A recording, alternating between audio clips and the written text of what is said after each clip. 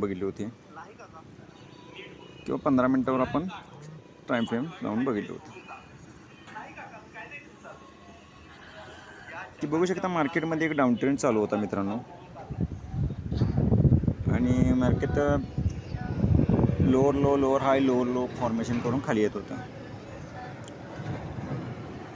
त्यानंतर आज मार्केट मित्रांनो शार्प गॅप डाऊन ओपन झालं होतं. बघू शकता गॅप डाऊन ओपन होऊन मार्केटने खूप मोठी बुलिश कॅन्डल फॉर्म केली होती.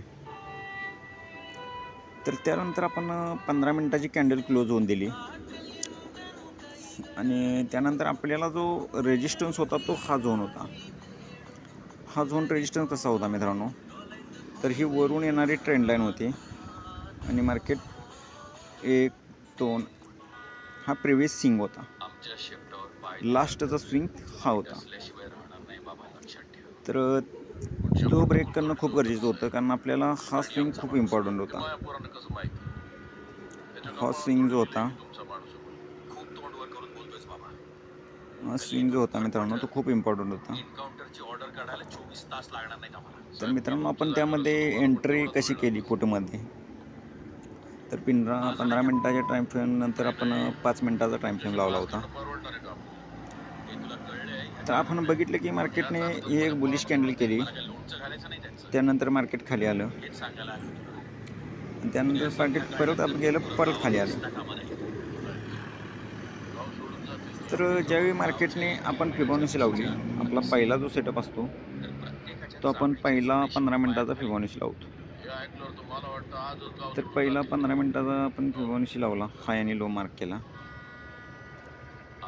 तर त्यानंतर बघितलं की प्राईस 0.3लाच सपोर्ट घेऊन वर जात होती.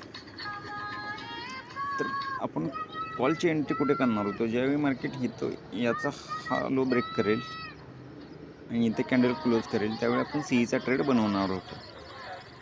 पण त्यामध्ये ह्या कॅन्डलने बघू शकता मित्रांनो, या कॅन्डलने याच्यावरती क्लोज दिला नाही आणि तिथून मार्केट रिव्हर्स झालं.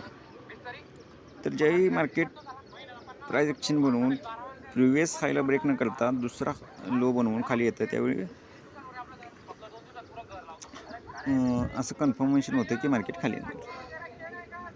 तर त्यावेळी आपण काय केलं मित्रांनो, टाईम फ्रेमला 1 मिनिटावर चेंज केलं आणि 1 मिनिटावर चेंज केल्यानंतर बघितलं की 1 मिनिटावर आपण टाईम फ्रेम चेंज केली आणि यावेळी आपण बघितलं की हा पहिला जो झोन होता त्यानंतर मार्केटने प्रिव्हियस जो हाय होता त्याला ब्रेक नाही केलं. तर प्रिव्हियस हायला ब्रेक न करता मार्केट परत रिव्हर्स येताना आपण इथे प्राइस ॲक्शन बघून एक पुटची एंट्री बनवली होती. तर पुटची एंट्री आपण कुठे बनवली, 9:49 मिनिटांनी 9:49 मिनिटाची कॅन्डल बघू शकता.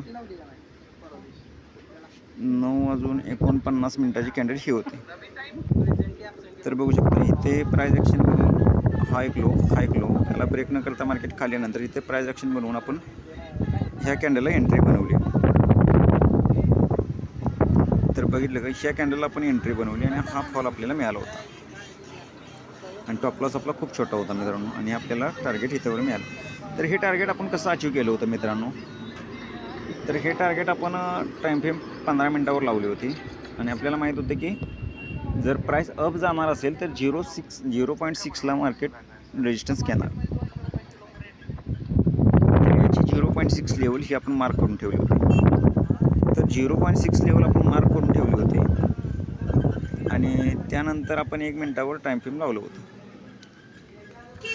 तर 1 मिनिटाच्या टाईम फ्रेमवर बघू शकता मित्रांनो, ज्यावेळी इथे मार्केटने प्रिव्हियस हायला ब्रेक न करता बघू शकता मित्रांनो, हा जो प्रिव्हियस हाय होता याला ब्रेक न करता मार्केट खाली येत होतं त्यावेळी प्राइस ॲक्शन बनवून मार्केट इथे रिजेक्शन झाल्यानंतर आपण ह्या कॅन्डलला एंट्री बनवली आणि आपल्याला हे टार्गेट मिळाला आणि आपलं टार्गेट इथे पण होत होतं ही 0.6 लेवल. तर इथे म्हणून आपण टार्गेट घेतलं आणि इथं आले आपण टार्गेटमध्ये बाहेर पडलो. तर त्या ट्रेडमध्ये आपण किती 339ला आपण एंट्री केली होती आणि 418ला प्रॉफिट बुकिंग केलं होतं. तर 340 आणि 78 पॉईंट आपण इथे कॅप्चर केले होते. तर 1:2 प्रॉफिट आपण 1:2 1:3 प्रॉफिट आपण इथे बुकिंग केलं होतं. तर त्यानंतर आपण प्राईज ॲक्शन बघून एक सीईचा ट्रेड बनवला होता. तो ट्रेड बनवला होता 10:02 तर त्यामध्ये काय लॉजिक होतं, तर आपण प्राईज आपण लावली होती 15 मिनटावर. तर 15 मिनटावर आपल्याला माहीत होतं की मार्केट प्राईज ॲक्शन बनवून खाली येणार. तर इथे सपोर्ट घेतल्यानंतर ह्याच्या 0.6ला आपण 10:02 ही 10:02. तर आपण 15 मिनटावर कन्फर्मेशन आल्यानंतर ही कॅन्डल बुलिश झाल्यानंतर इथे आपण पुलबॅक आणि मार्केट असं जाईल म्हणून इथे एंट्री बनवली होती. आपण 5 मिनटावर घेऊया. तर 10:02 ही बुलिश कॅन्डल, 9:50 त्यानंतर ही 9:55 आणि 10 ही 10 वाजताची कॅन्डल. तर ह्या मित्रांनो मार्केटने या कॅन्डलला मला वाटलं होतं की ही याच्यावर क्लोज जाईल आणि मार्केट अप जाईल म्हणून आपण हा ट्रेड बनवला होता. पण ह्या ट्रेडमध्ये आपलं ॲक्च्युली मित्रांनो थोडक्या प्रमाणात एल हिट झाला. एल हिट लावायचं आणि मार्केट खाली आलं.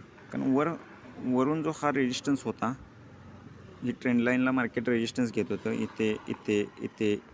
इथे बघू शकता मार्केटने किती वेळा रिजेक्शन घेतलं आहे.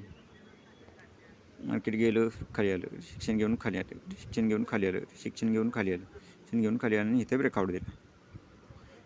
तर इथे मी ट्रायंगल पॅटर्न बनवत होतं. तर त्यानंतर आपली एंट्री कुठे झाली होती मित्रांनो, 52,800चा 361ला 10:02. तर 52,800चा 50,800 तर आपली एंट्री बरोबर होती मित्रांनो. फक्त त्यामध्ये आपला थोडासा एल हिट झाला होता. तर 10:02 काय सिनियर होता आणि तिथे आपण काय बघितलं होतं, तर 10:02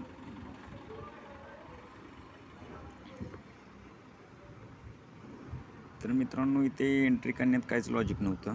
कारण बघू शकता इथून आपण या सपोर्टला एंट्री बनवली होती. पण मित्रांनो इथे एंट्री बनवण्याचं काहीच लॉजिक बनत नव्हतं. कारण का, ह्या EMAच्या खालीच कॅन्डल होती. त्यामुळे इथे क्लोज झाल्यानंतर एक एंट्री बनवली असती तरी चाललं असतं. पण एंट्री बनवण्याचं काहीच लॉजिक नव्हतं मित्रांनो.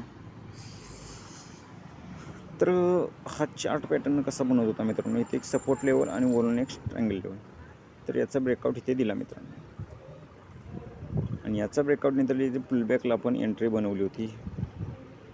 तर इथे आपला एल हिट झाला होता थोडा मित्रांनो, बघू शकता. हा आपली बाईंग एंट्री होती आणि हा एल होता. तर एल आपला इथे हिट झाला आणि मार्केट आपल्या डायरेक्शनला गेलं. तर तिसरा ट्रेड आपण कसा बनवला होता मित्रांनो, आपला 30 पॉईंटचा दुसऱ्या एल हिट झाला.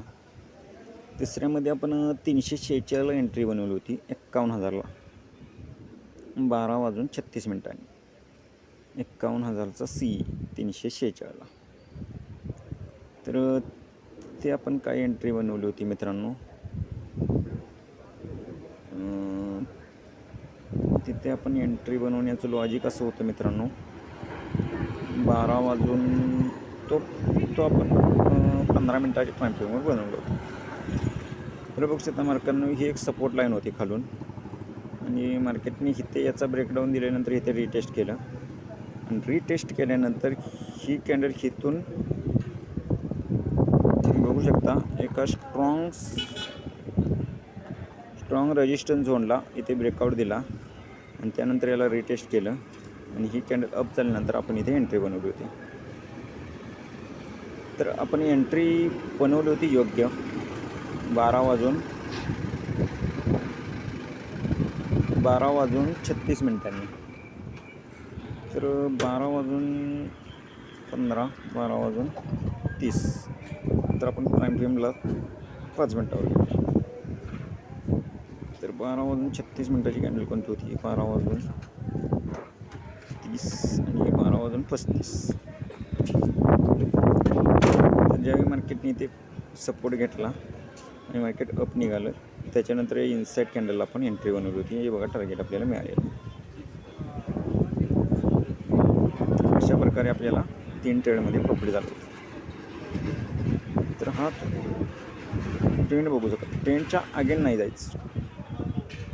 इथे ट्रेंडच्या अगेन होतो आपण, त्यामुळे आपल्या इथे SL हिट झाला CE साईडला.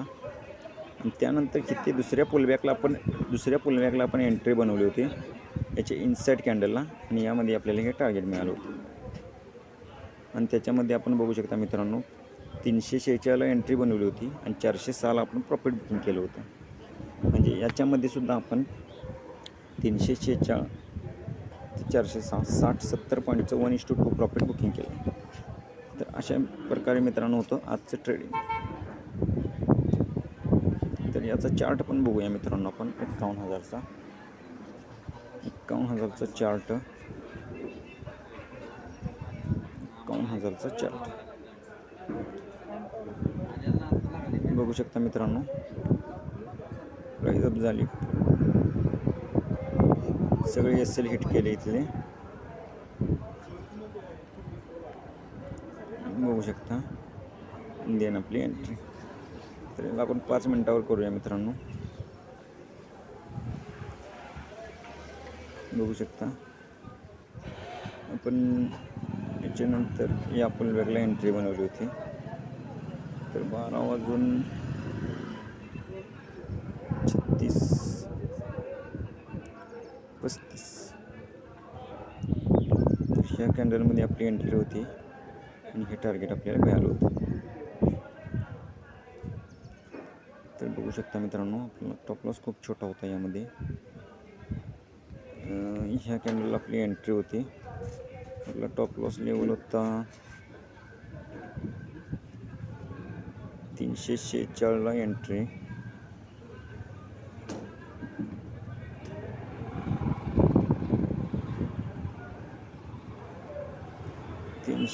ला एंट्री 51,000 CE. 346ला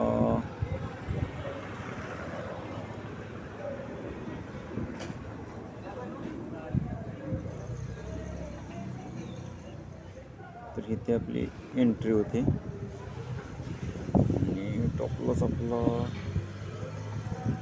फक्त याचा लो होता 316चा. 16, 26, 36, 26 हे कॅन्डलचा लो. तर बघू शकता मित्रांनो, आणि हे आपलं टार्गेट होतं. तर आपण इथे जर कॅल्क्युलेशन केलं आपल्याला प्रॉफिट किती गेन झाले ते, तर ही आपली एंट्री लेवल, हे आपलं प्रॉफिट लेवल.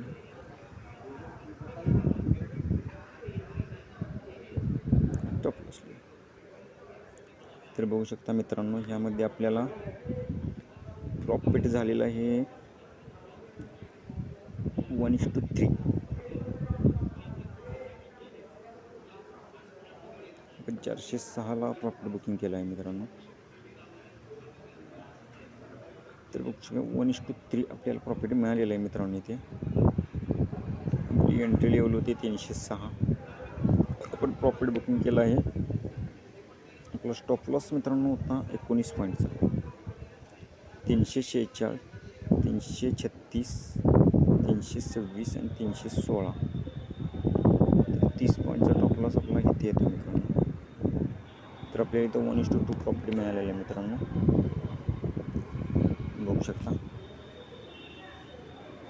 अशा प्रकारे आपलं आजचं ट्रेडचं लॉजिक होतं. त्यानंतर बघू शकता मित्रांनो, आपला जो ट्रेड आहे तो खूप वरती गेलेला आहे मित्रांनो. बघू शकता रेजिस्टन्सला जाऊन टच करून आला. अशा प्रकारे आपलं होतं लॉजिक. मित्रांनो, तुम्हाला जर आपला यूट्यूब चॅनल आवडला असेल तर या व्हिडिओला लाईक करून चॅनलला सबस्क्राईब करायला विसरू नका.